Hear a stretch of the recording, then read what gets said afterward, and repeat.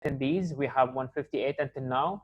It's a really good number, and hopefully that you enjoy with us and you get the information that you are looking forward. So by that, I hope that we can start. So back to you, Dr. Waddah.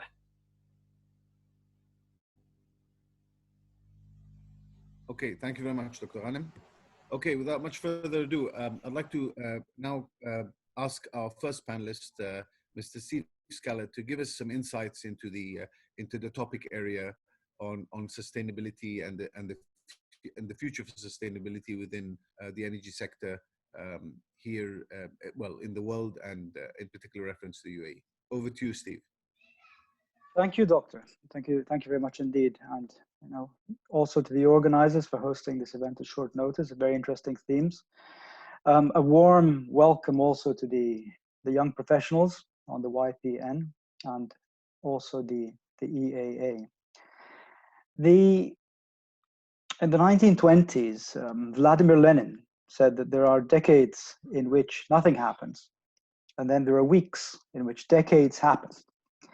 And so that was, just from reading the papers these days, I thought it's a quote worth quoting today. As the world is in turmoil from the effects of this pandemic, the effects on societies, on countries, intergovernmental cooperation, and of course, on the energy sector, and in the near future and in the distant future, we believe and we hope, positive effects on sustainability are all being developed and evolved at the moment. Now, it is very early to make a call on energy demand, the rebound, the economics, and so on and on. But in these remarks, I'll just try to give a flavor. I think you will infer where my personal view sits. I'd like to spend a moment, for the benefit of the audience, just characterizing what the problem is in the energy markets, and we'll go into the sustainability aspect of that a little bit later on, and specifically in the questions. But beyond the global health pandemic, the big problem for the energy markets is the destruction of demand. Now, the destruction of demand is down to a few reasons, but one of the most fundamental reasons is the containment measures implemented by governments that shock domestic demand for everything from manufactured goods, services, electricity, the refined fuels that ENOC produces, and other refiners and others. The economic impact will continue in the future. It's already very significant. It will continue with reduced flows of trade, disrupted supply chains, job losses, lower domestic and external demand as well. So we as energy professionals are very concerned and interested in looking at energy demand, the shock to energy demand, and trying to understand when the demand will return. Just to give you a few sound bites. You must have read these in the newspapers. I'll go through them quickly. Global aviation metrics, incredibly impaired because, of course, flights have been shut down, and the metrics are that year on year we have 70–80% less demand. That's significant for us because, of course, as producers of jet fuel, and any countries and industries and refineries that produce jet fuel are similarly impacted. Huge economic impact from flights being grounded. Electricity metrics, very similar. We're seeing between 5–6% to -20% relative to 5-year norms. So that's another huge thing.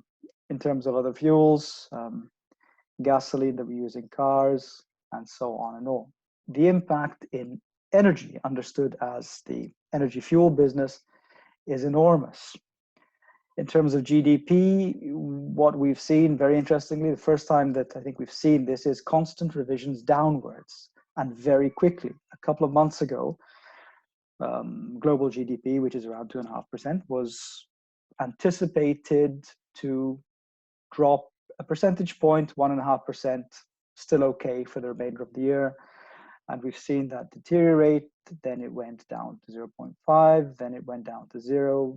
Now, some forecasters, but important ones nonetheless, are placing global GDP growth for 2020 at -1 or 2%, so a drop of 3 or 4%. This is all down. This is mostly down to destruction of demand, and I can assure you that, given the link with containment measures, as soon as the very necessary containment measures for public health are relaxed in countries, we'll see a surge in demand returning to the industry, not only to our industry but to all industries. Now, sustainability. The effect. Well, sustainability as a trend is not a new one. It is, as we all know, a consolidated trend, a trend towards the future, towards a better future, cleaner future, more sustainable future. And so, broadly speaking, my personal view is that sustainability will emerge broadly strengthened by the effects and by our response to this pandemic. It also has to be said that it depends on timelines. In the near term, as I'm sure many of you are aware, the United Nations Climate Conference, the next one, which was, I believe, scheduled for November, has now been rescheduled towards the 2021 sometime. So the near-term focus has indeed changed. But in the longer term, what I think that we're going to see is a very, very beneficial effect from the pandemic and from the response of us, of industry and the private sector and governments to the pandemic, that will put us in a very good place in the future. I'm an Italian, and from one of the worst afflicted zones in Italy. Fortunately, as far as the general situation is concerned, it seems to be improving, so that's good. And I'm from a place next to Venice, and I was amazed to see, and you must Google this, you must look this up if you haven't seen. The canals in Venice are now very clear indeed, and we've never seen that. As an Italian, I've never seen that. I asked my parents and the other elderly people. No one has seen this. So the optics of what's happening at the moment are very beneficial. Now, there are also longer term, largely economic reasons why this pandemic can develop an effect which goes against sustainability. I mean, for example, I read that China has now restarted coal-fired electricity generation. And the reason that it's done that is an economic one, because coal is cheap. Electricity from coal is cheaper. So that's one of the aspects. Now, we will get into details specifically on the future energy demand and sustainability nexus very soon. But for now, I would like to hand over back to Dr. Waddah and the other panelists. Thank you very much. Thank you very much for that, Steve. We'll come back to your comments. Thank you for those opening insights. Let me move now. Ask Christof about his view on the subject of sustainability. Thank you. Christof, can you hear me? Very, very poorly. So that's why I was trying to figure out. Hear me? That's the other question. Okay, so send a message if it blurs, because the connection is sometimes unstable. First of all, thank you very much for inviting me, and welcome to all these participants in different time zones. You, as engineers to be, you'll appreciate when I try to be a bit analytical and structured in order to not waste your time. And I want to concentrate on three particular aspects which I thought are interesting and build on each other logically to come to this question of sustainability and engineering. The first one is the global economic impact of that virus, what we know about it, what we don't know. The second one is from there, the impact on energy, in particular oil and gas production, and in particular on this region here, from where I understand many of you are, or on oil and gas producers. So you can supplement other countries for it, but in particular the impact on producing countries. And then from there, what this means for the fuel mix, for sustainability, for the role of renewables. And just very briefly to begin with.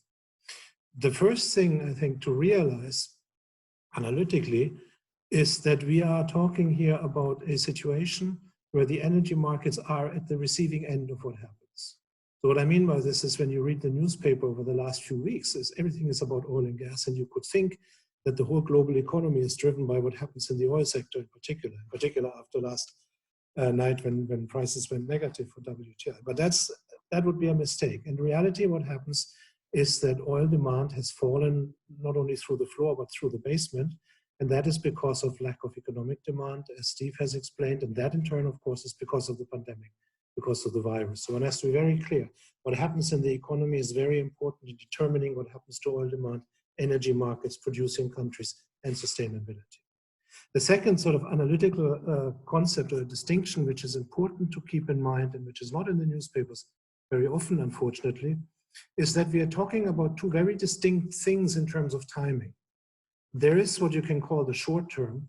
This is the period when the virus breaks out and when we are all in lockdown. This is where we are right now. I'm sitting in the UAE. There's a curfew at night, even in Abu Dhabi, and in Dubai, you have to ask the internet for permission to leave your apartment. So that's a lockdown, basically a knockout blow to economic activity. But that's a confined period. It may last 3 weeks, may last 5 weeks or 6 weeks. At some point, life has to return to normal. And so there is a second period, a longer term, not the short term, which is the question how fast, how quickly will we restore normal economic activity levels. And it's that longer term, how do we get out of this lockdown period, how do we get to the other side, which matters for the long term and which matters for long-term oil demand and oil demand in producing countries and for sustainability, much more than the short-term lockdown period.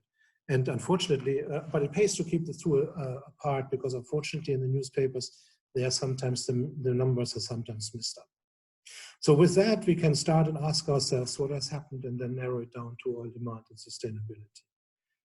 What has happened, everybody knows, the virus spreads. About 3 billion out of people on the planet are under more or less stringent lockdown conditions right now, representing about 65% of global GDP. So this is like you put the economy in those countries into a coma. The hit the economy and economic activity takes from intense lockdown measures is anywhere between 35 and north of 50%. So some people still go to work, some activity still takes place, but it is an enormous hit. It is by far the biggest economic decline which will come out of that, which we have in peacetime history. So that is during the lockdown period. And that immediately, of course, translates into an even worse hit in particular for oil demand, not just energy demand in general, which suffers with the lack of economic activity, but oil demand, because that lockdown period is so heavily restricting transport activities. People can't drive, people don't fly. And so oil demand is even more severely affected than economic activity levels. Estimates on the impact of the lockdown period, the short term, on global oil demand are now pending in 30+ million barrels per day. This is about 1/3 of global oil demand. This is, again, something unprecedented, which we had never had. Now, the question is, we understand the lockdown period has to happen. People have to practice social distancing. The virus will not spread any further.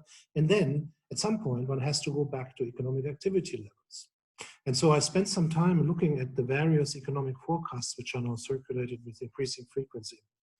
And what they assume now for the longer period, what do they assume for the rest of this year, for next year, and what do they say about how long it will take until the world is back to where it was at the beginning of this year before the virus came? And there's three things these forecasts seem to have in common.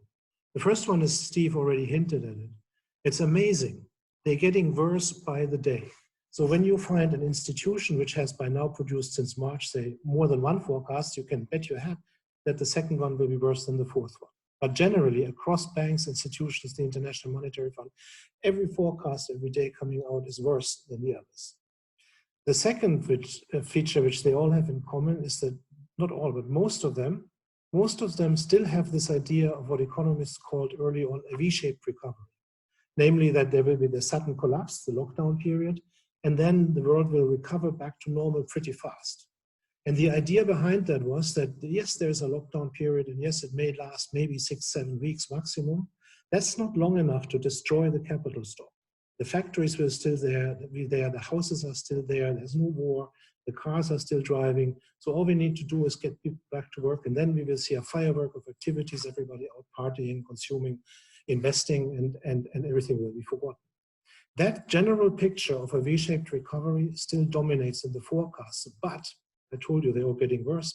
What has changed is the time frame for most of them. Initially, they all assumed that we would go back to the same activity levels we had before the virus came by the end of this year. So the first and the second quarter of this year were supposed to be miserable because of the virus, and then the third and the fourth quarter were supposed to be this big consumption and investment party, bringing us back to where we started. By now, almost all of these forecasts project a return to the economic activity levels which we had before the virus only in 2021, some of them in 2022. The impact on GDP for the world, they see, is in the range of 5-6% annually. That's very, very large. If you talk to your economist friends, you will find out. And the impacts are very widely spread. They assume usually that Europe and North America are going to be the hardest hit, where they assume generally an impact on GDP growth turning from previous forecasts of +1-2% to now -6 to -9%. The third feature these forecasts have in common is that they generally neglect large parts of the world, in particular if you look at the world by the number of people and not just by GDP numbers. They generally don't make bad assumptions and neglect just because there's a lack of numbers, I suppose, what this virus will do in Africa, in wide parts of Asia, in particular Pakistan, Bangladesh, and those areas, and in Latin America. It's a shame to economists, to the profession, how they do that, but I think the reason is that there is no reporting of numbers and there's little to work with, and so they just assume that these areas will sort of teeter along. Whereas in reality, of course, it's very difficult to practice social distancing when you live in a country where everybody's crowded together and where people are not rich. And we should expect a severe impact in these places in Africa, in Latin America, and parts of Asia as well. Taking all this together, I think we are very close to a situation where the majority opinion will quickly turn into saying, okay, this, what is coming is not only a major recession, it's sort of the mother of all depressions coming out. How does that impact oil demand and energy demand in general? I've already indicated. It follows the same analytical stops. You have to look at the short term first and then at the longer term. It suffers just like the economy, just a little bit worse, precisely because of this transport demand issue. That is on the surface very, very bad news, of course, for producing countries, for the Middle Eastern region, but also for producing countries everywhere else in the world. The sad truth is that from an economic point of view, many producing countries have more or less wasted the few good years which we had with reasonably high prices. They have not diversified their economy with few exceptions. They have not made it less dependent on oil revenues. They have not built a strong economy on which one could rely if the oil prices would crash. And certainly in the current condition where it's not only oil prices going down, but the global economy, it will be a very, very rough adjustment for producing countries. What does that mean for you as an engineer, for job-looking people? And so it's not that bad, because it means that they will continue to need people. They will have to do cost adjustments. They will have to do new technologies and capital expenditures without scaling down or forgetting oil production completely. And part of that is, of course, that all the experience tells us when we have phases like that with economic misery and very low oil prices, these countries open up and they become much more inviting to foreign and other investments and new projects, cross-border cooperation, investments of big companies. And that's, of course, an opportunity for younger people entering the industry as all this reorganization goes on, as efficiency improves, as some inefficient older parts and segments of the industry will be retired and new ones will be built up with or without foreign participation and capital. And lastly, let me spend just one short, we can discuss those aspects in more detail, I thought, but the news for the economy is very bad, but the news for engineers in traditional hydrocarbon sectors, in oil and natural gas, when they are young and up and coming, is not necessarily all that bad.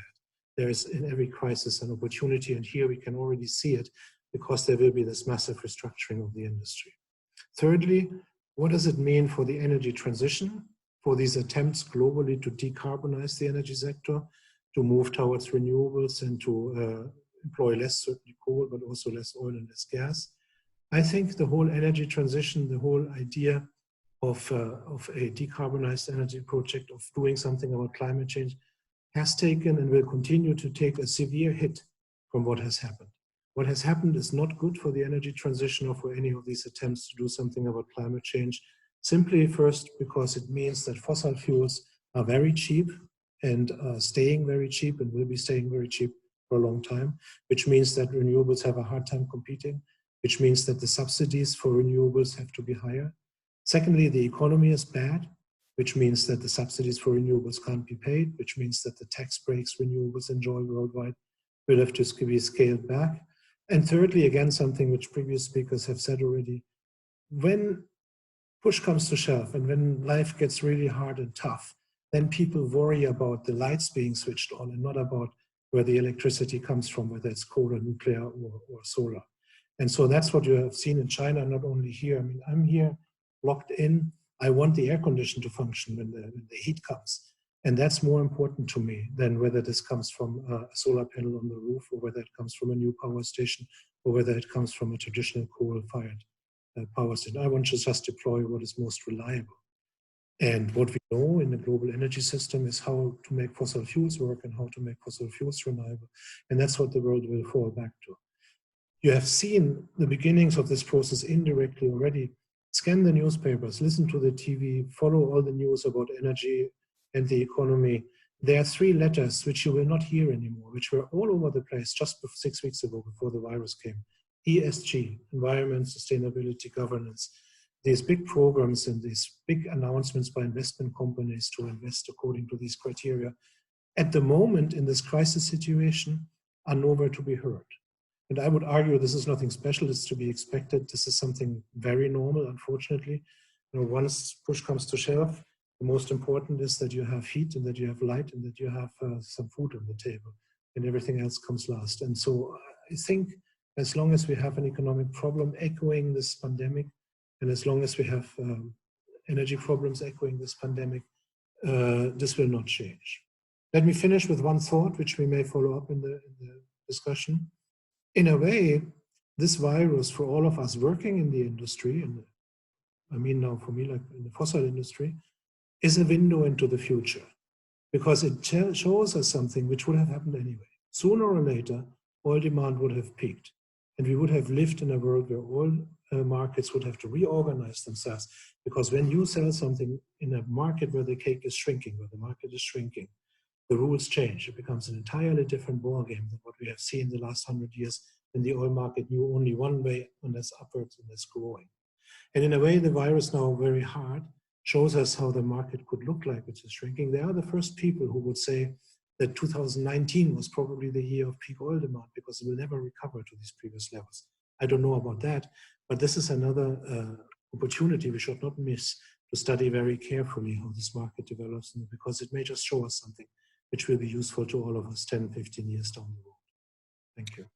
Thank you very much, Christof. That's a lot of interesting thoughts with respect to what we can see the world happening. And you're right. I mean, from our readings recently, you know, initially maybe a more optimistic look at what was happening with the economy now.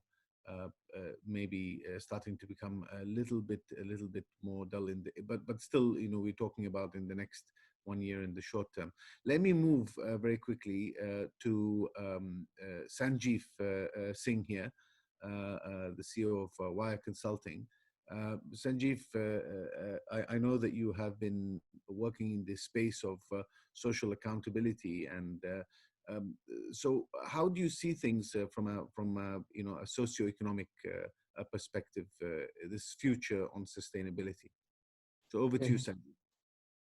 Thanks, Waddah, and welcome to everybody here. I'd like to thank the Energy Institute as well as the EI, right? And good morning, good afternoon, wherever you are. The situation really looks grim from an employment perspective. I work on social accountability and labor standards and all of these things. Everything related to that has actually come to a stop because we're not talking about people's rights and human rights and workers' rights. We are really talking about employment. We're really talking about how people can quickly get back to work. So, we've been kind of looking at this from. I'll talk to you about from the Middle East perspective, but I'll also talk to you from a global perspective, where the whole thing is very, very different in parts of the world where which have large populations. Countries that have large populations. The priority for these countries and for the governments there is to first get the people back into the factories, get the people into the farms, and that is the biggest priority. The choice that they have to make is whether to allow that and let the virus do what it has to, or how do you support these workers with with compensation for food and the salaries and the wages that they lost. Having said that, the focus also is on a lot on the informal sector. On the informal sector, meaning those workers who have lost their jobs, related to just kind of daily rated workers, people who work and get paid by the hour, by the day, and those are the stresses that the governments are feeling. Talk to you about one country in particular, which I think came up, which was Bangladesh. The GDP of Bangladesh is really dependent. 80% of it is dependent, if I'm not wrong, on exports, on providing exports, on a supply chain thing. They kind of export apparel, they export other things, but mainly apparel to the West. Now, if 85% of the GDP is dependent on apparel, you can imagine what's happening in Bangladesh with the workers taking to the streets because there are no jobs. Besides that, there is an industry which is very small, which is aquaculture and farming and fish farming and aquaculture, which is very small. There is some kind of an agricultural industry, but again, not very big. Nothing that will sustain the economy. So countries like those are going to really bear the brunt of all of this. And we don't even know, because we don't even know what the figures that are coming out of these places, some of these countries, that includes India, whether those figures can be believed. I believe it is somewhat in control in some parts of the. That's where I'm based right now, because I live in the UAE, but I'm in India right now because I just came away here. I had some work here and I got stuck here, but that's besides the point. Coming back to food security, I think that's something that's been in the news a couple of days ago. I think maybe probably yesterday or today. That's going to become a really, really big problem in certain countries, and we'll see how that goes. But countries are not going to be able to kind of sustain this, and the World Food Program is not going to work because countries are going to be nervous of giving food and passing it on to other countries. Okay, so because they need to kind of sustain themselves, and most of these countries that are producing the food are in parts of the world which are generally poor. And these are agrarian economies. Coming back to contracting workers, these contract workers are the ones that are going to kind of bear the brunt, and we'll see how soon they kind of recover out of it. Worker migration, and that's an important topic from the Middle East perspective. Right now, the Middle East is stuck with workers that have no jobs and are living in accommodation, which is typically bachelor accommodation, 4 to 6 people and sometimes more to a room. How do you kind of practice social distancing there in that case? How do you prevent workers from going out? How do you provide for them? Who's going to provide for them?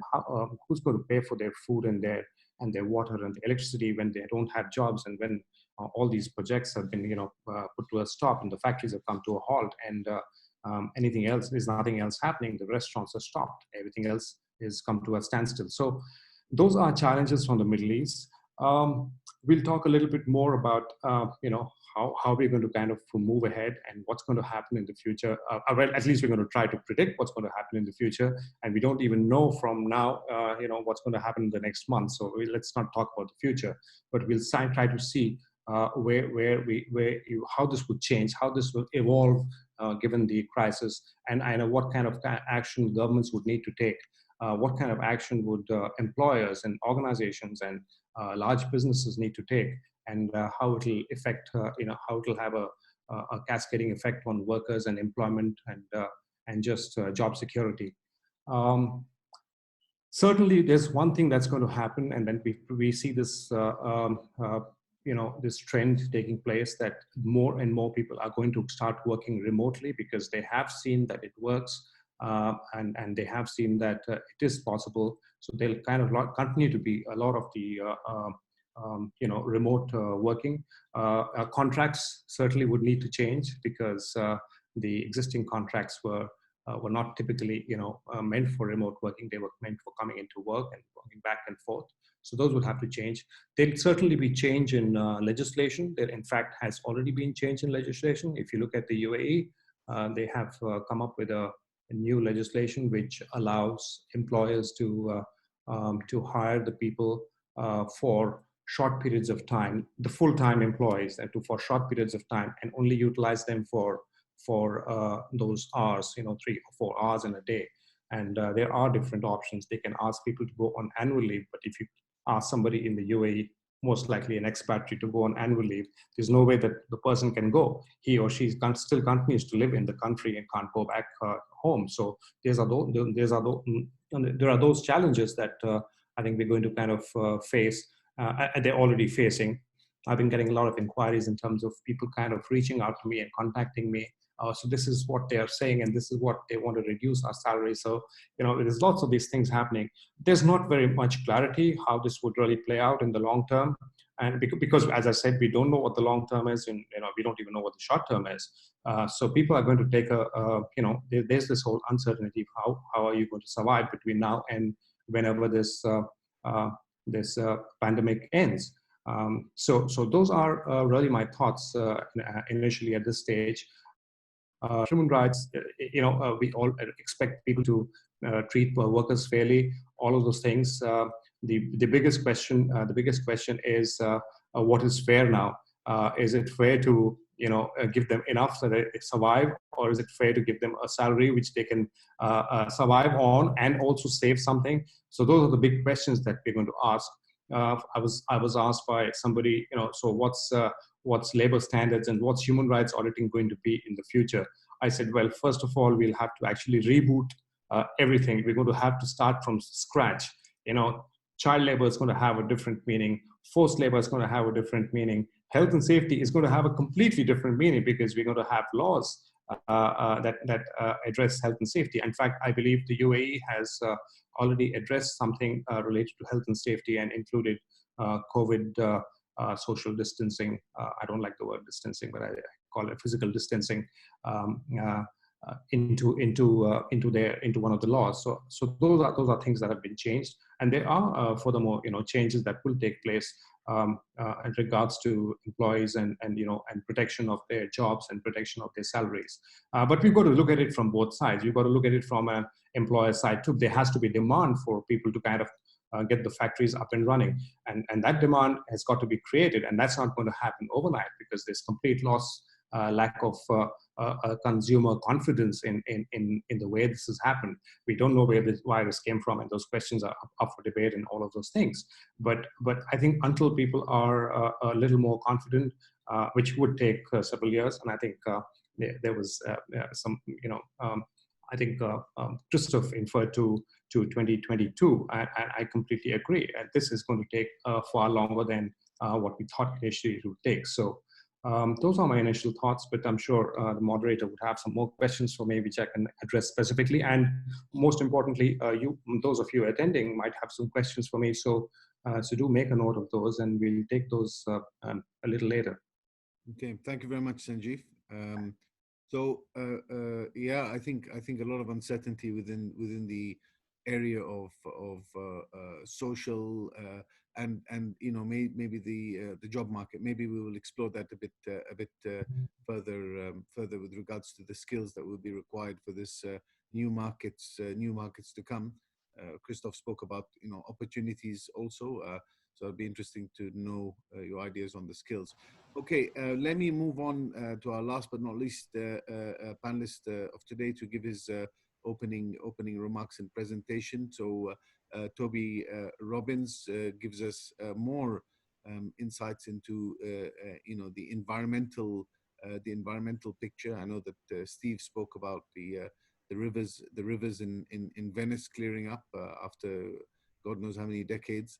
But there is a city that I was reading. I can't remember what the name of the city is, but it stands not too far from the Himalayas, and I think this is the first time that people, the inhabitants of that city, were able to actually see.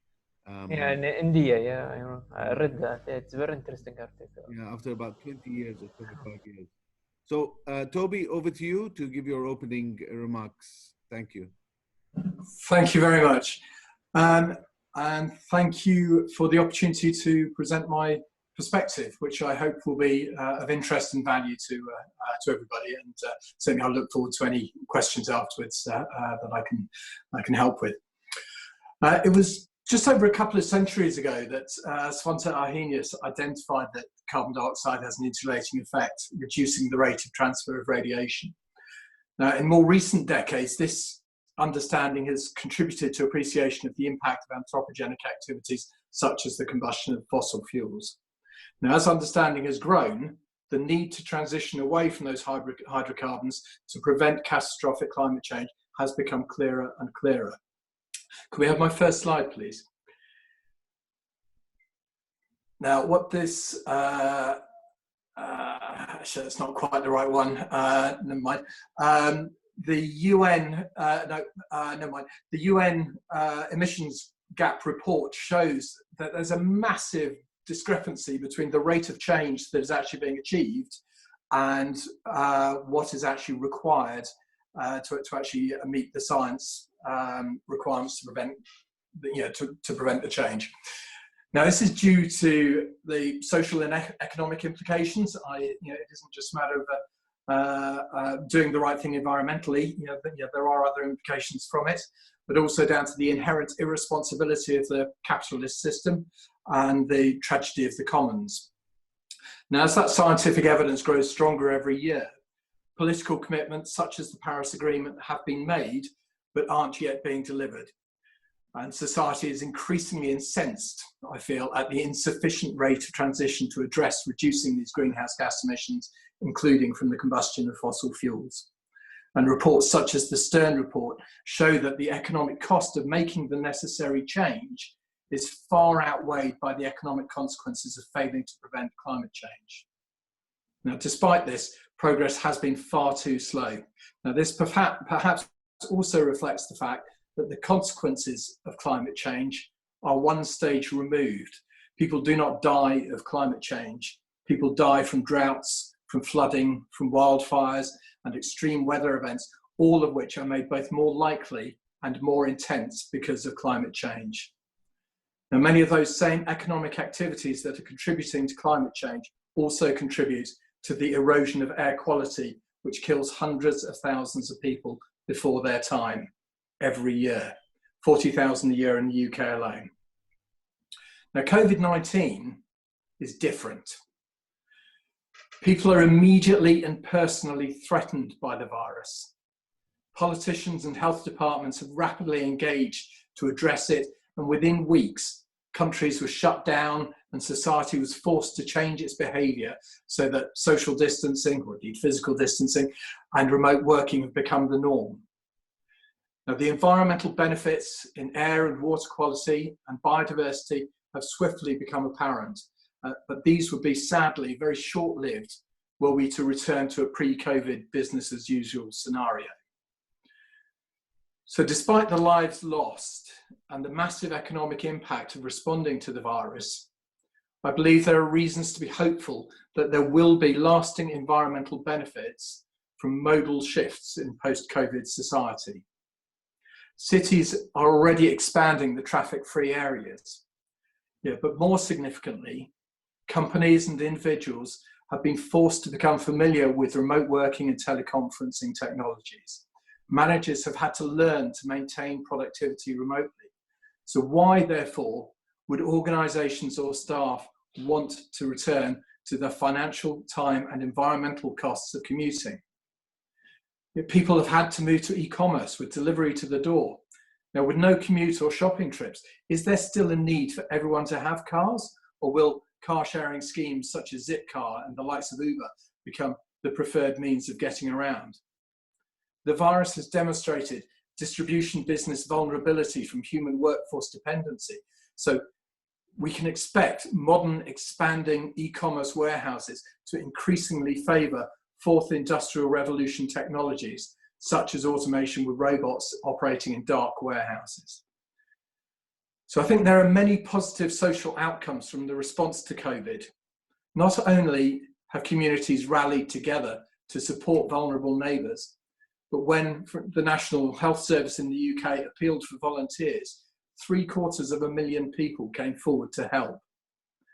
The virus has catalysed a level of social engagement not seen since the Second World War. Now, just imagine what leaders can deliver with the nation behind them. Thank you. Thank you very much. Thank you very much for that opening, Toby. Quite interesting. I mean, interesting. I sense you know, more positivity. Definitely there. And as we should be positive, because you know that's what the future is going to hold. We'll probably probe into some of the thoughts that you've shared in a minute. I would like to go back to Steve quickly and just ask him. I mean, Steve, you spoke about, you know, the kind of changes that are happening, and you spoke about very much the destruction of demand and so on and so forth. But with what the other panelists have said, like Christof, and with the changes that might happen, you know, if you recall the work that we did, you and I, only about 6 months ago, on looking at SDGs and the role of directors in organizations to understanding which SDGs they need to be looking at in their organizations. In your view, where do you think the sustainability agenda and this change will come in the next 5 years? I mean, Toby just mentioned the AI and digitization. Is that going to play a role? Where do you think the focus on the SDGs? Is it going to change now in a post-COVID world than it did pre-COVID? Well, that's a great question, Dr. Waddah. I think that, you know, in the near term, we have problems. You know, the focus on climate policy, which is in most cases driven by intergovernmental cooperation, has been disrupted. It's changed a little bit. The summit has been cancelled and so on and on. And so, you know, China has started, you know, burning coal again in power plants, although it's important to note that China has, well, let's say that other countries don't, you know, have laws that would make that impossible. So, you know, China did it. It's very important for them to show economic growth. You know, things like that. In the shorter term, there are, and by the way, China had a blue skies policy not so long ago, which was very, very effective. You know, they cleared the air over China within less than a year. It was an incredible effect. Now they've gone back to what they were doing formerly. So, you know, there are problems in the near term. But I believe that in the longer term, the trends that were, the energy sector trends that were supporting sustainability will continue. I think one of the other panelists mentioned mobility trends, ride sharing, and, you know, electric vehicles, and there are some other aspects to that. So the long-term structural trend with regard to gasoline cars and the NOx pollution from gasoline cars was only ever going in one direction. Gasoline is in structural decline in most parts of the world. So we would indeed expect COVID to increase the momentum of that trend, not necessarily decrease it. Now, it's also true that a gasoline car is cheaper, or well, gasoline would be cheaper than a future electric car and so on. But then again, in Europe and in most parts of the world, and many parts of the world, government policy has very strongly supported the move towards environmental preservation, less NOx and so on. So these things are enshrined in laws, and I can't see that changing in a hurry for the sake of economics, simply because the trend is very strong. There's also a link between environmental pollution and respiratory diseases. Now, the part of Italy that was very, very badly afflicted by COVID, if you look at satellite images, it's called the Po Valley, the River Po. That part of Italy is incredibly polluted. In Milan, I mean, you can hardly breathe for the smog. And so, this is not, of course, this is just an anecdotal observation, some things that I've heard from relatives in Italy. But I do think that there's something there. The link between environmental policy and respiratory diseases, could be another thing that gathers momentum. Now, in terms of the SDGs, one major unknown that could change pretty much everything with regard to climate policy and the Paris Agreement is, and that we can't predict, is the outcome of the US election. The current US administration withdrew from the Paris Accords almost immediately. The Biden administration, should he prevail at the elections, have promised to re-sign on day one. So, as many of you will know, international agreements benefit immensely from the participation of the US. When the US is involved, the agreement has a lot more momentum. Now, so those are the observations. To sum up, I think that the trends going in the direction of sustainability, climate, and environment are and were pretty strong before COVID, and will continue to be pretty strong. I don't believe that this will necessarily destabilize them for the sake of some economic gains, although it's a perfectly legitimate view. If there isn't a strong bounce back in demand, then the argument that I've just put forward will be weaker, because of course people will care much more about the bottom line if things don't return to normal over a reasonable horizon. Now, with regard to digitalization and AI, as far as we're concerned, the energy, so-called Energy 4.0, is well pretty much all about the economics of energy consumption, production, and how those can be altered, improved by enhancing efficiency through data capabilities, predictive analytics, very, very important, automation, smart consumption systems, smart grids, and so on and on. So that is really the business of engineers involved in those disciplines. That's another trend which I believe is beneficial. I mean, it's not only good for the economics, because of course in refineries and petrochemical plants and generation plants, the better your operating efficiency, because you use analytics and so on, the lower your costs, the higher your productivity, and as a consequence of that, the lower the pollution, the less waste, and so on, because consumption is more closely tied to supply and so on. So that's also beneficial. And I don't believe that particular trend is going to be excessively weak. And now, of course, the problem with that is that AI and digitalization and so on are still being developed. They aren't established technologies yet. So, of course, funding could suffer. Research could suffer in the same way that Christof said ESG could suffer. So that was the question I wanted to ask you also, but briefly, please, Steve. With regards to private investments into the energy sector, do you think this will change? I mean, do you see a more focus on, because the private investment versus the government funding? I mean, in the Middle East in particular, a lot of the funds comes from more the public or the government sector, whereas private investment. So do you think that because AI is there and efficiencies can be built in, which is something that always private investors always talk about, they want more efficient. Do you see more PPP type models, sort of coming in to the market, especially here in the Middle East?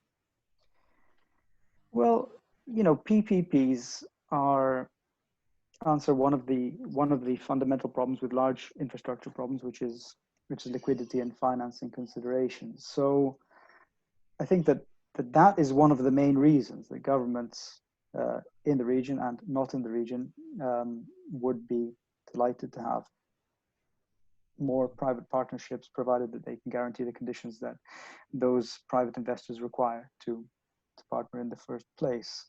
So yeah, so to me, that's really the driver. I mean, PPPs are used, as you know, for very large infrastructure projects and so on. But with regard to private investment broadly, I think what this current situation demonstrates, and because of the volatility, is that maybe oil and gas can be very profitable sometimes when market conditions are good, but when you have structural problems in the markets and you have very long-term forecasts that are very bearish, that aren't good, then private investment would understandably perhaps be routed towards other forms of investment, and within the context of an energy portfolio, that could be, for example, renewables or some other form of energy. AI, I think it's early to say, Dr. Waddah, but a very, very promising avenue for the young engineers to explore in the future. Okay, well, thank you for that, Steve. I do think it's important to consider these things for sure in the coming years, and to understand what kind of investment is going to go on. So I'm gonna hand over to my co-moderator here, Dr. Ghanem, to ask some questions of Mr. Christof. So Ghanem, over to you. Thank you, Dr. Waddah. Thanks a lot, Steve. So if I may continue where we were talking about the oil and gas and go back to Christof. So Christof, about the oil and gas, I'm really interested with the oil and gas since I came, from oil and gas background. And with all this cut in the production and the oil price, so what's your future foresight for the oil and gas? I mean, we're talking here about the upstream, midstream, downstream, the energy and the market and the oil gas. How you see it? I mean, in general, and the holistic approach. Christof, you can just unmute your mic, please. Sorry for that. Let me start with what would have happened without the virus. Or actually, let me start with something which may be of interest to all of us. There are always these two viewpoints when you have a big event like this virus pandemic. There are always people who say this changes everything. And then there are people who say, no, this just accelerates and deepens trends which we already have. There is, I usually not into making advertisement for other people's writings, but there is an extremely interesting article on this, which I would recommend the audience to read before I answer your question. There's a guy called, his name is Richard Haas, Richard and then H-A-A-S-S, who wrote an article on the pandemic in a magazine called Foreign Affairs. And it's, the magazine is supposed to pay for, but this article is free. And it's one of the best I have read. It's understandable, it's simple. And he says, not every time you have a disaster, it's a turning point. This one seems to just reinforce trends which are already there. And we have heard some of that indirectly when people spoke about, energy falling demand, about nationalism coming up, deglobalization, but also digital developments accelerated and all of that. So I don't want to go further into that, but for those of you interested in reading something sensible on this, H-A-A-S-S is the last name of the guy, Richard Haas. Foreign Affairs is the place where it was printed. So now to your question. So I believe that at least when we start with the central and the most biggest market of them all, the oil market, that we were already in a situation where peak oil demand was approaching. And the reason I'm saying this is that you can actually detect very, very stable developments there. in energy intensity, and so in terms of how much oil do you need to produce $1 worth of global GDP. Since the 1980s, that energy intensity measure, or another way to call it is energy efficiency measure, has improved like clockwork every year by 1.1%. So it's one of the most stable relationships we have. If you take that and you just assume it continues like it did the last 40 years, continues another 10, 15 years, you would have had, without any guesswork about electric cars, all the rest of it, peak energy demand in about 2030. Another way to look at it is if you look at oil demand over the last 10 years. So basically there's only three regions, if you can call them that, which were growing oil demand. One is China, one is India, the other one is the Middle East. Or a third way to look at that is that the OECD countries, the rich countries, have already peaked in 2005. Many people are not aware of that. Europe today, with a much bigger economy, many more cars, uses less oil than it has used since the late 1970s, things like that. So this would have come anyway, and that would have changed the ballgame in oil markets. It is a bit different in natural gas markets, because you asked about the hydrocarbon sectors and in coal. What we have seen over time, of course, is oil was relatively expensive. It got crowded out from power generation, and it focused on transport and on petrochemicals. And by the way, petrochemicals in the standard forecast is the one thing which is supposed to increase strongly, but you can also question that when you look at this modern campaign against plastic, and when you realize that 70% of all petchem feedstock demand is to produce plastic, and almost half of that is to produce one-way packaging, then you know that these assumptions about strong demand growth for plastic are also probably not true. So oil is shaky position before already, and this virus may just have knocked it a little further this direction, so it will have a hard time recovering.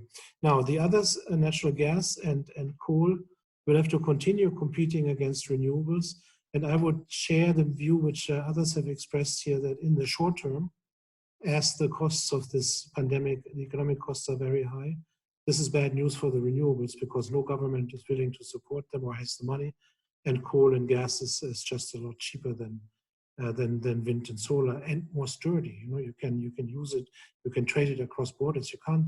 When Japan had the outages of nuclear, they were very lucky that they had thermal power still, because you cannot transport the wind and the solar across borders when you need it there. But you can transport, of course, coal and gas. So in the short term, that comes in favor of the fossil sector. In the longer term, I think that it's not an either-or question. I always thought it's wrong to say that we have substitution. Fossils will disappear, renewables will come in. The relationship between both and the size, big size of the fossil sector and small size of renewables, and the technology are such that you need both. It's an issue of complementarities. You need the fossil sector to increase the non-fossil sector. That's clear when you look at natural gas as a bridge fuel. It's better gas than coal, but it's still a fossil fuel. But it's also clear when you look at the problem renewables have, that you can't store it.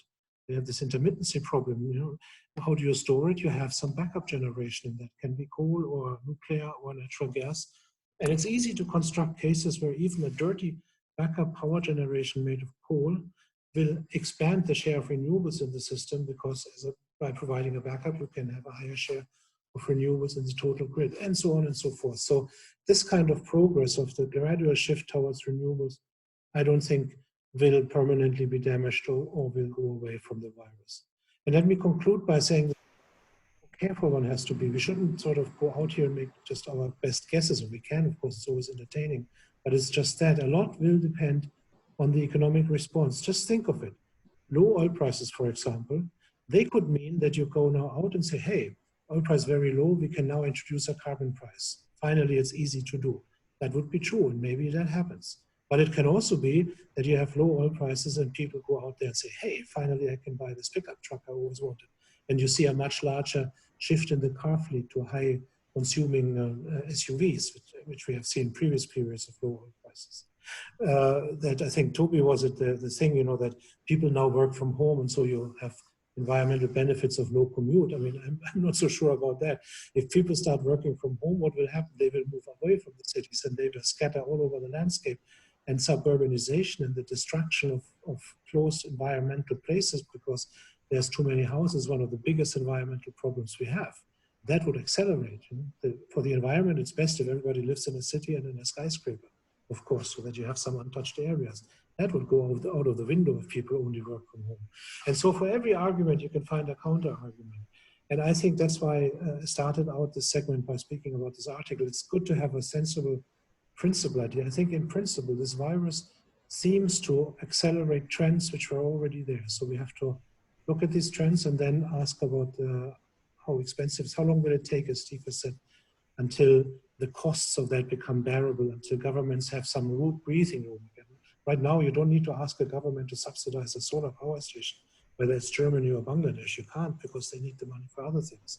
But, and how long that will be the case, we will not know until we have seen more success with getting rid of this virus. Okay, so thanks a lot, Christof, for your insight. And I think also, let me quote you that in the beginning that you said that if I'm at home, I really don't care in such a crisis that if my light, it's the most important thing, my light switch on. I don't care if it's come from hydrocarbon or from renewable energy.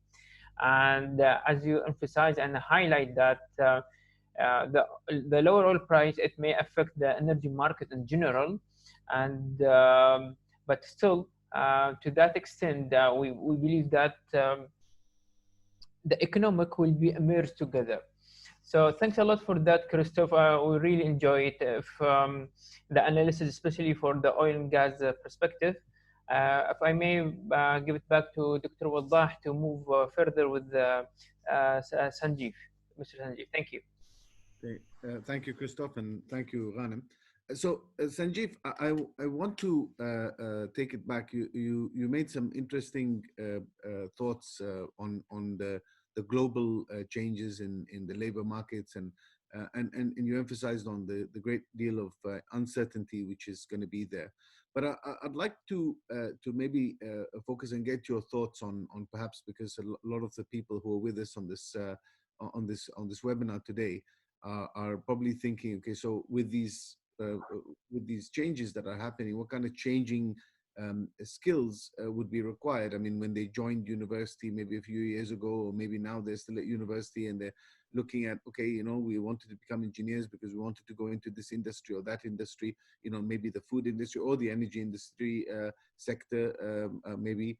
And, you know, so what kind of skills do you think that they're going to develop in the future? And you think that here in the Middle East, you know, the social development type policies are going to change to try to push and to address the demand for the skills in the market that will be required. I mean, Christof just explained that one thing that the COVID did, it just accelerated some of the trends which were happening, you know, maybe, you know, really accelerated some things from happening. So, I mean, there's an immediate slowdown now, but as soon as we go back, things are going to change. So what do you think the social development landscape is going to look like, especially for maybe skilled people like engineers and professionals?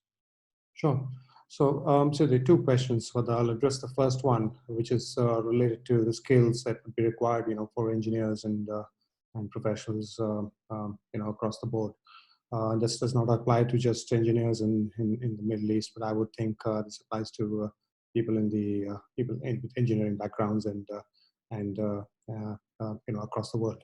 But having said that, I think you know, you've taken the plunge of doing engineering, so there's no turning back. I mean, I guess that's the given.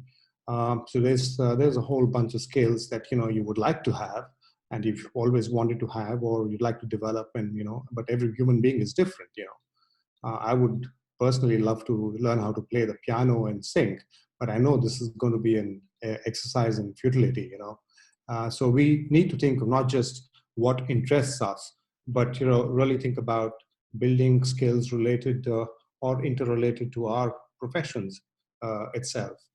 To give you an example, you know, I have had the opportunity to travel and work to, you know, some very unusual countries from the list of 62 or 63 odd countries that I visited, mostly on work. You know, Papua New Guinea and Mongolia and Madagascar and East Timor are not on the, you know, list of most people's, or rather on the, you know, list of people, of countries that people go to. Learning about and my interest in culture, helped me with kind of work that I do, helped me vastly in my field of work. I was always interested to learn about cultures.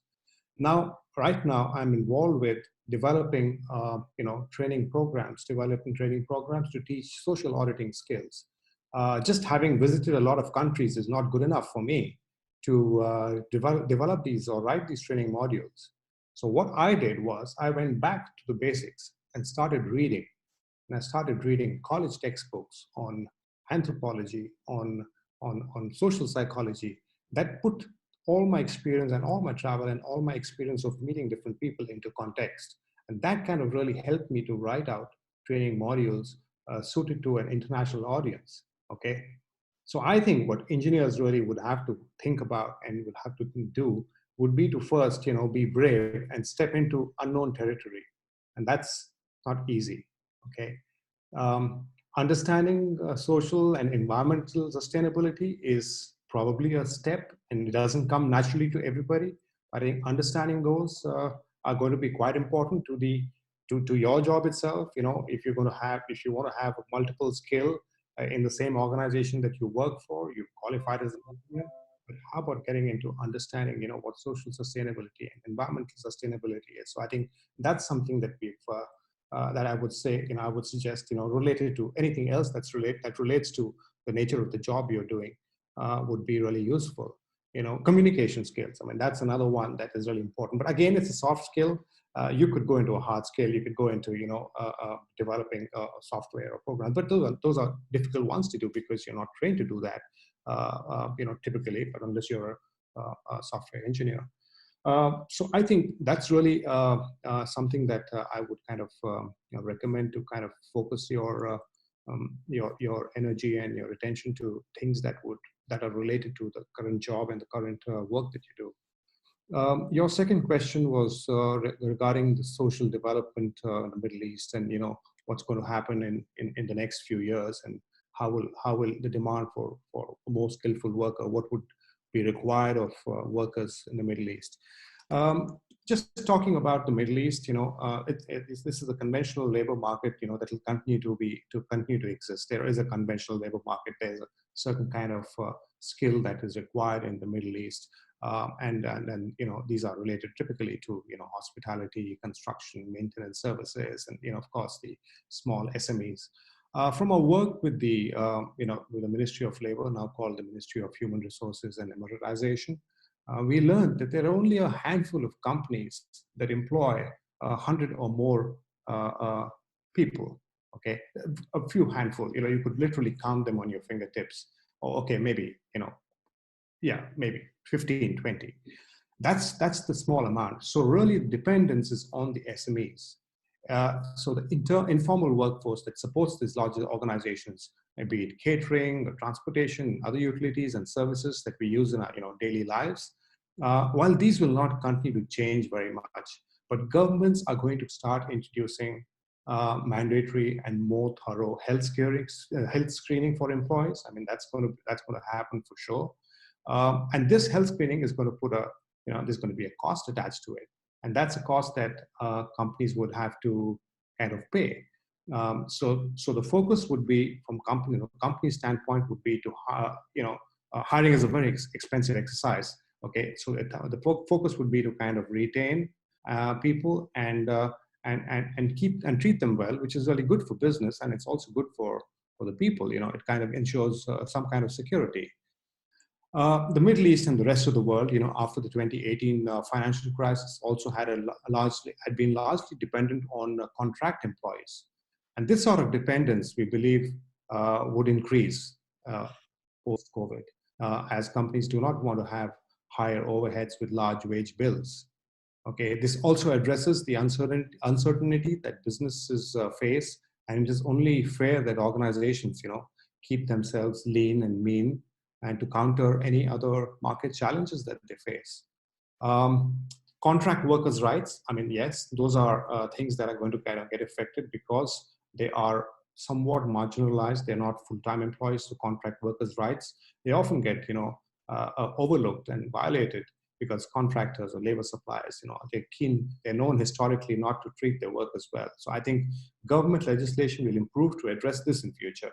There had already been some changes in the construction industry some years ago, that the contractor was responsible, or rather the contractor was responsible for hiring and treating the workers well, but it was the main contractor who was giving out the contracts to build a certain building, who was also given the responsibility. So that was made very clear. But I think there's going to be more focus on that, because the nature of the contract work, workers' rights tend to get ignored.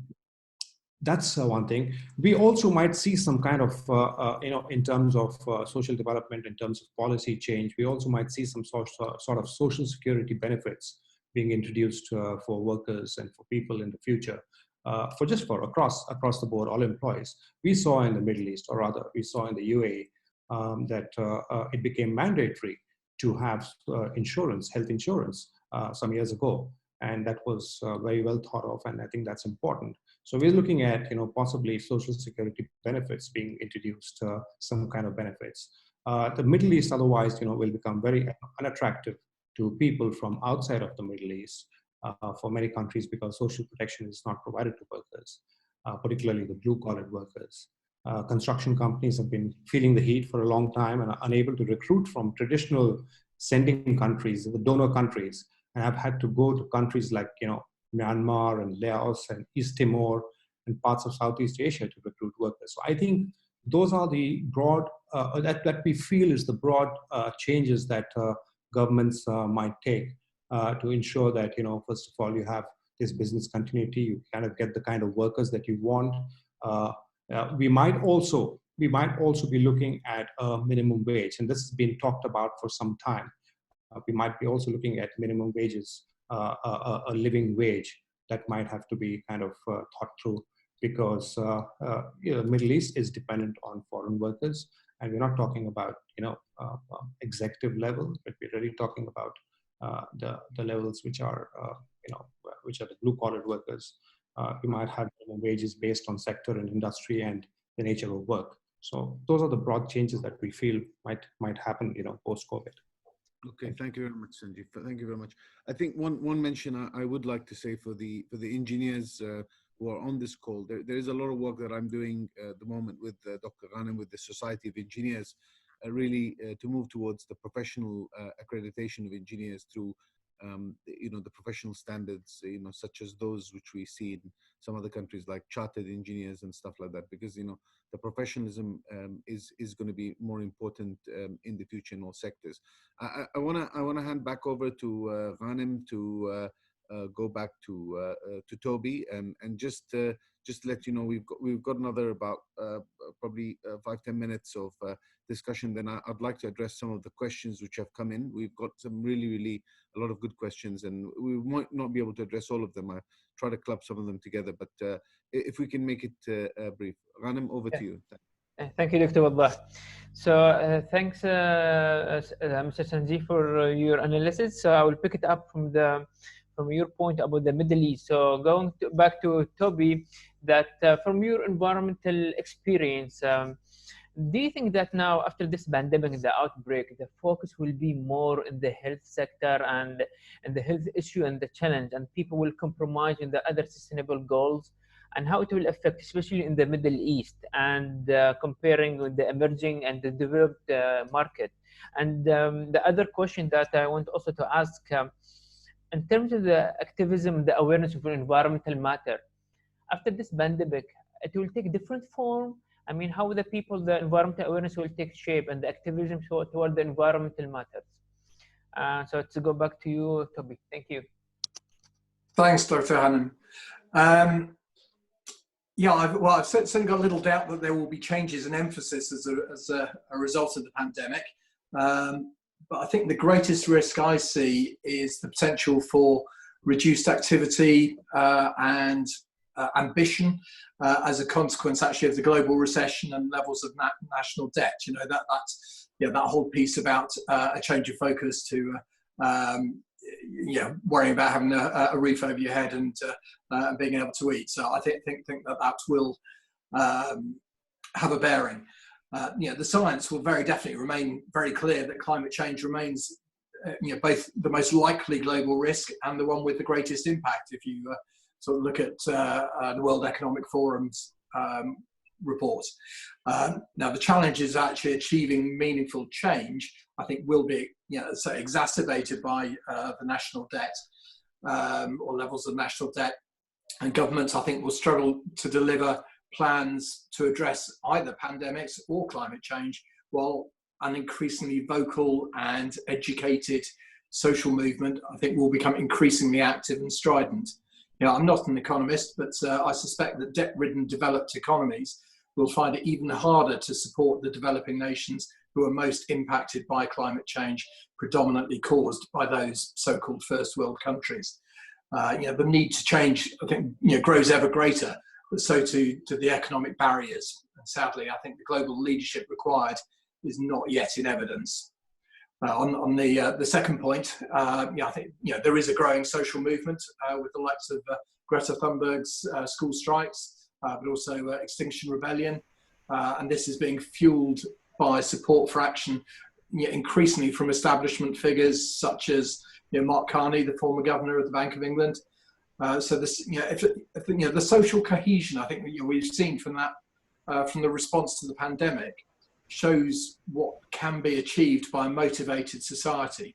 So if this can be harnessed and redirected for environmental matters, then the results could actually be really exciting and transformative, and could actually deliver the rate and scale of change needed. But I do fear the level of national debt is definitely going to have a bearing on what's actually delivered over the coming period. Thanks a lot, Toby, for your analysis. And I do believe that definitely there is an impact, and there will be a different form toward the environment matters and towards addressing the SDGs. So back to Dr. Waddah. Thank you, Toby, again. Thank you very much. So I'd like to address some of the Q&A sessions, the questions which have come in throughout the talk of all the panelists. I'm just going to try to pick up on some of them. Some of them I think we can give some very quick answers to. I think, will this pandemic affect the shift in renewable energy? Yes, I think that was answered quite succinctly by Christof. It will. It's a price-sensitive market. If the price goes down, then subsidization of renewables, as he said, will not basically support that growth. Although that market, there's quite a bit of stuff that has been gone into that already. We also had a question on petrol prices. Why have we not seen a reflection in a drop in petrol prices? And this was a question asked by someone in the UAE.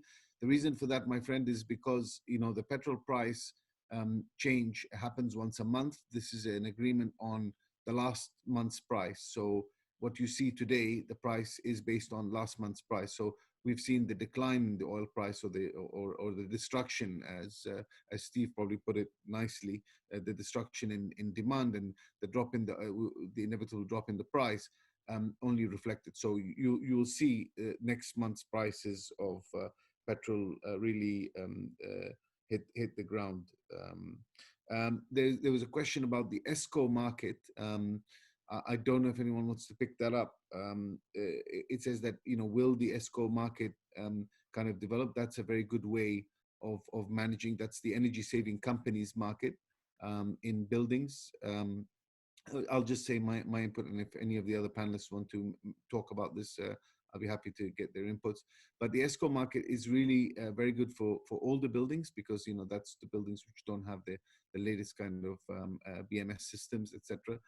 I think that there is plans now actually on to develop this. ESCO has been doing a lot of stuff. I know about this, but that's a different subject altogether. Unless anyone else wants to answer the question, there is a good question here, and maybe more for Christof and Steve. One person is asking about data science, and he's saying, well, if I'm studying more about data science, is that something? My question is in regards to opportunities related to AI data science. Where do you think efforts can be best applied today to prepare for post-COVID-19 timeframe? So in other words, what would you consider to be a good use of cases of data within the energy sector beyond the pandemic? I don't know, Steve or Christof, would you answer that? Yeah, I think that's a definite yes. So that will be a good thing to study. This will be coming out stronger as a result of the pandemic. And just very briefly, we can see how long it took and how difficult it was to adjust run-of-the-mill economic forecasts, because all people have to go on is backward-looking indicators. The reason that they still don't predict much damage for some parts of the world is that there are no other indicators these economists can rely on. And so anything which will allow for more nowcasting, like immediate measurements of electricity consumption, gasoline consumption, satellite images of lights which are on and off in big cities to give a picture of economic activity, that will have a future. And the same token for energy. I mean, we have no idea how much storage there actually is. You know, it's quite embarrassing. The US, where everybody has been caught by surprise by it suddenly being full and price becoming negative, is actually the area in the world where we have the best data on oil storage. On the non-OECD countries, we have no idea. And so it has already started again. It's a trend which is already there. Satellite companies, other ways of measuring, you know, how deep ships are in the water, radar systems linked up with Google Earth to give better data. In all these dimensions, this is an industry with a future, I would think. So, okay, thank you. Steve, do you have any input on that question? I mean, I agree completely. Data science and data analytics have been progressively increasing in use from BP and typically the upstream companies in the past to for a variety of their data and modeling needs, until today. The very interesting point just mentioned, that highly evolved data science and predictive analytics allows you to forecast very quickly, right? Because in at least one concept, unlike a traditional forecast, which is built from the ground up, some of these forecasts, machine learning type forecasts, look at the reaction of the market to predict what will be the next reaction of the market. That's one of those models is in London in the Imperial College Department of Computer Science, the Deep Blue programmer. So that application, given the volatility, given the rapid changes in the world today, will definitely have an application in the future. Okay, thank you very much. There is another question here, which I think maybe Toby can answer. It's an interesting question. Whatever the virus has done to the environment in terms of reducing the pollution by bringing the entire world to a halt the past couple of months, of course, this has come at a huge cost by taking an unexpected hit on the global economy. My question is, what future engineers, politicians, he's put them together, the engineers / politicians, can learn from the strategy of nature to implement a similar strategy to maintain a balance between the environment and the economy, minus the pandemic, of course. So, Toby, do you want to answer that question? Just briefly, if you can.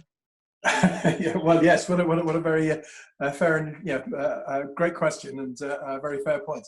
There is always much to be learned from nature, and certainly the impact we're having on it. Well, frankly, there are even there are links between the pandemic and our impact on nature, from deforesting and getting closer and closer to what remaining wildlife there is. That's clearly proved to be a very bad idea from the point of view of picking up new viruses and diseases like this. So I think that there is a changing perspective that actually what we have been, or an increasing recognition that how we have been interacting with nature is definitely not good for humanity. And I have high hopes that that will be taken into account yet more in the coming period. Yes. There's some question here on the occupational health and safety as a boom swing in the coming years because of this, and working for people in companies and organizations also looking for developing new legislations. I don't know. I mean, Dr. Ghanem, what do you think? Do you think that there's going to be a big focus on HSE now post-COVID? Well, as Mr. Sanjiv, he said that I think the whole landscape of HSE will be changing. I mean, if you remember that we have a talk about that before, once we mentioned the word natural disaster or city resilience, the first thought come to our is volcanoes, tsunami, who will consider outbreaks and pandemic. So in terms even of business continuity, in terms of HSE, I think it is a total, what happened now with COVID-19, it is needle mover. People will consider now pandemic outbreaks and the risk assessment. I mean, it will be totally different. So yeah, I can see that the approach of HSC will be there will be tremendous change and a different utilization for it. Yes. And There's another. one more thing, Waddah. I think the ILO is also looking at Convention 155, which is for occupational health and safety. They're going to be looking at the convention and possibly passing a different convention, or probably amending it, or giving in some more guidance in terms of how to handle the pandemic. So I think those are the discussions that are actually taking place at the ILO at this point of time. Yes, good. Well, I mean, that's as you know, Sanjiv, I think that's probably a good thing. There's a question about how is ENOC reacting to the oil prices going negative, and have you planned for something like that? I mean, I'll tell you. I'll answer this question more generically. I mean, all oil companies in the world, there's certain parts of the business which are obviously this doesn't help. I mean, of course, crude price is down, so if you're refining, then that should be good. But the thing is, this is, as Steve explained, this is a destruction of on demand. So if your demand is down, it doesn't matter what the raw material costs, because you can't sell the processed product. So the only thing that's been okay is the contango business within the storage market. So storage and floating storage has been okay, but that's a long story, and that's also time bound. So the longer the coronavirus, as Christof correctly said, the more it gets actually progressively worse. It's not like 1 month of lockdown to 2 months to 3 months. It doesn't mean that it's another month of damage. No, the damage can be a bit exponential. I'll take also one last question here, which I think was directed to. This was directed to Steve. So referring to Mr. Steve's comments on the SDGs priorities for surviving in the post-COVID-19, will we be losing the momentum in environmental protection and the creation of an eco-friendly environment, or eco-friendly society, sorry. So Steve. Okay.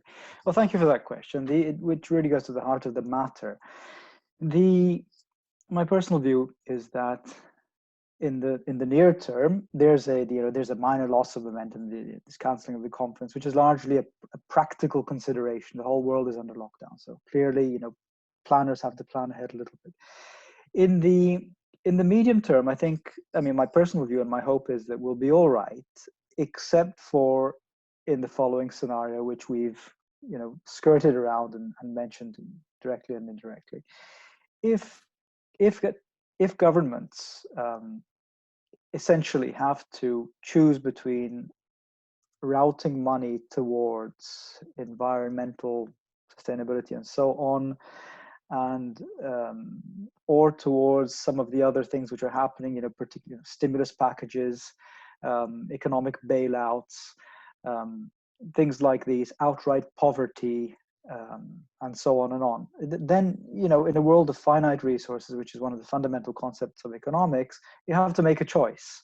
And so under that kind of a scenario, which I personally don't believe is likely globally, although some countries may be affected more than others, then yes, that choice will have to be made. But another thing to mention, and which is, it's important to understand this with regard to climate policy and environmental legislation and so on, is that government policy exists and has been committed to, and legislations exist that support the move towards a more sustainable and eco-friendly future.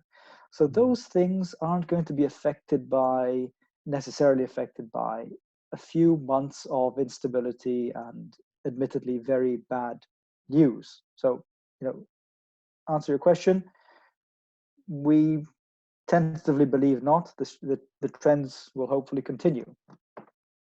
Yes. Okay, well, thank you for that. Okay, I am very cautious of time. I know that Piotr and Shahda want to give some polling questions at the end of this. Please stick around for the polling questions. It'll be interesting to see your views after this. Before I thank the panelists, I'd like to just ask them all, and please, very briefly, in about 30 seconds. In summary, I mean, your insights have been fantastic. I've really enjoyed listening to all of you and learning from all of you. I just want to ask you, just in about 30 seconds or just a bit more, to many of the younger engineers and the professionals with us today who are online, and we really appreciate that they've been with us for the last couple of hours. What kind of insights or final kind of advice would you give them about preparing themselves and their skills and knowledge to make them more effective and successful in the future, especially if they work within the energy sector? So I'll start from back front this time. So Toby, if I can ask you to answer that question first. Okay, well, certainly there are many exciting opportunities for young engineers to contribute to the future that we need. And that may be contributing to the automation of the fourth industrial revolution, or designing the vehicles of the future, or all of the software systems and processes required for tomorrow's or indeed it may be the critical work of supporting the transition to renewable energy. But the one thing that I believe that COVID-19 has delivered is the normalizing of teleconferencing and remote working means that those opportunities are even less constrained by national boundaries. So if you have the expertise, the world is your oyster. Yes. Thank you very much for that, Toby. Sanjiv, any closing words of advice for our young engineers and professionals with us online today? Waddah, not particularly, but I think I just kind of picked up on something that one of the panelists or somebody from the Emirates EEA, he said that the engineers were kind of working on they were a group of people who were working on detecting whether people in supermarkets and the shopping malls are wearing face masks. So there's kind of technology being developed to kind of, so those are the kind of innovative ideas that are that people should be looking at, thinking out of the box and looking at other ways of kind of developing solutions to kind of the solutions that the world needs right now, managing the crisis and preventing something else from happening. Yeah, I think that's pretty much it. But I think I covered up a lot of this in my discussion with the questions that you asked as well. Yes, thank you very much, Sanjiv. Christof, what are your advice? What is your advice to young engineers and professionals for the future? In where I'm from, in my country, we have a saying which goes something like that. It says, "Nothing will be eaten as hot as it has been cooked." So first piece of advice is step back and assess, don't take everything which happens now in this frenzy at face value. And the advice is, if you want to be an engineer, engineers change the world. Be an engineer, absolutely. And take this crisis not as something to be viewed from not eaten as hot as it has been cooked, but take it as an opportunity. Study it. Figure out where the trends are. Figure out where things are changing.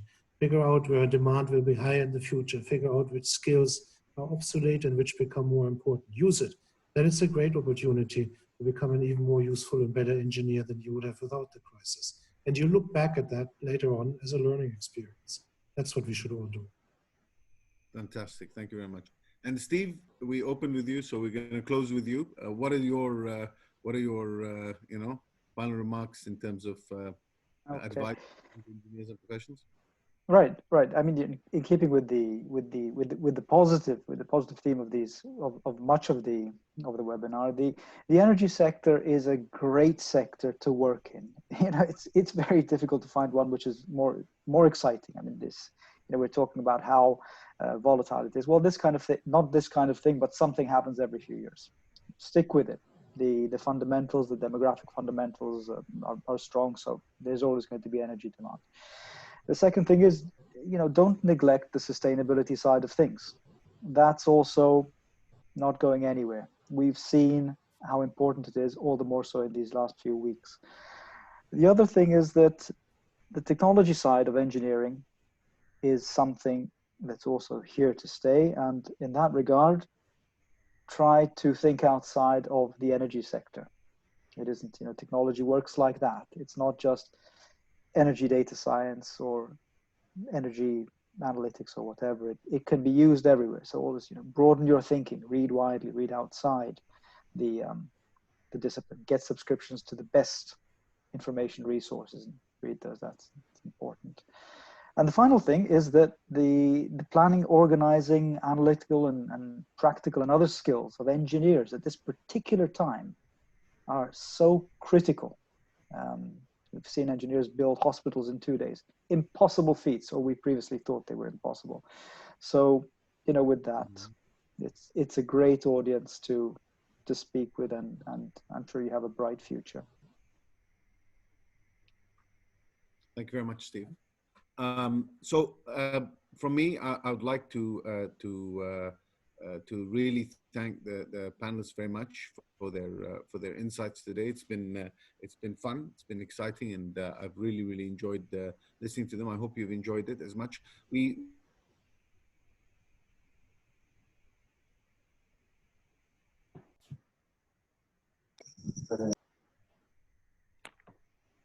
Sorry, Dr. Waddah, I think you broke off. Yeah, I think we lost Dr. Waddah, so if I can take it from him until we get back to him. So really want to thank everybody who attended this lecture. And as we said, let me quote Dr. Waddah in the beginning. He said that we need to be a positive, and I believe that engineering is all about hope. And as engineer, I can say this can be chance to be chance. And thanks again for everyone. It was an honor. And I think now it is back to Sheikha. Shukran. Thank you, Dr. Ghanem. I really appreciate your efforts to bring all of these panels together. Thank you for everyone for their efforts and the time for being with us. It was very enthusiasm and very valuable information regarding the sustainability post-COVID-19. And we really wish to carry on with such panels in the future. With different topics, which might definitely give some more advantage to the young engineers. Thank you very much. If I might say, just as a wrap up to everyone, thank you very much to all our panelists, obviously, and the moderators and Piotr and Shada for organizing. But thank you particularly much to all the participants who've joined us from all over the world. I know we've got some people as far away as the Caribbean. Kevin Durham, our Middle East, our Energy Institute chairman in the Caribbean. We've got people in Nigeria, in South Africa, India, all over the world. And this was originally going to be a Middle East event. We're now planning our next webinar to be a global YPN event, and that's going to be in the first week of May. So please be aware that that's coming. But just as a sort of a bit of a housekeeping for that, many of the people on this thing are not members of the Energy Institute. You're part of a new cadre of people that are coming through all sorts of contacts. We will be contacting you to ask you to join the Energy EI network, not necessarily initially as a member, but just the network. And that will require you to sign, not to sign, but to click on a subscription thing to join to receive other messages. There'll be no cost for that, but it's part of the UK's GDPR requirements to protect your privacy. So we'll just be sending out a message to say, if you want to join these events in the future, please tick this box and please put a priority on the kinds of things you want to receive. So there is no cost to that, but we hope you will join the future events, and we really look forward to your participation. And thank you very much for joining tonight. I don't know whether Dr. Waddah is still there or is not available, but thank you very much from all of us at the Energy Institute. We're very, very happy that you were able to join us, and thank you very much for your participation. Thank you very much. Piotr, do you have anything to say just to sign off? Yes, thank you, Trevor. I'd really like to thank the moderators, the panelists, EEA for helping us co-organize this event. We've had really many participants. A lot of, I saw good feedback in the chat, so thank you very much for this.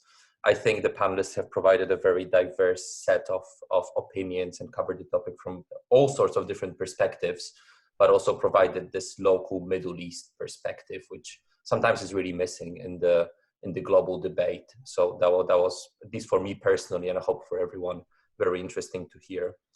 We've had a lot of questions in the Q&A box that maybe have not been addressed, but maybe we'll try to compile them and respond to them offline. And you can see our contact details on the screen.